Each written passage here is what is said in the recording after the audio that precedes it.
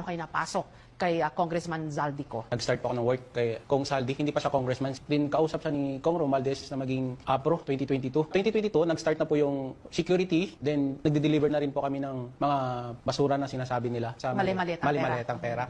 I want to make it clear, ma'am, that they are not claiming na nakita nila na yung 2 million ay pinigay kay Sammy Trillanes o kay sa ICC. Wala po silang sinasabi. Wala kayong nakitang ganon. Yun lang ang narinig nyo at yun ang napagkakaalam Yes. ni Mark at saka ni John Estrada. Few moments later. Klaruhin ko lang po ha, yung sinabi niyo ho kanina, for emphasis lang po. Si Trillanes, as far as they are concerned, nakita lang nila sa meetings, tama po. Hindi lamang po yun. Nakita rin nila, nabibigyan siya ng pera, nabibigyan siya ng pera.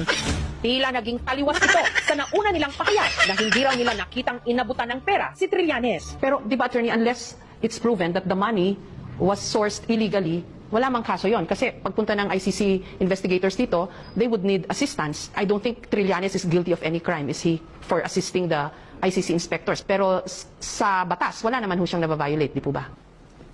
Sa atin ay kidnap si Duterte at kasama siya sa conspiracy for the rendition of Duterte sa Netherlands. Ito is a crime, kidnapping.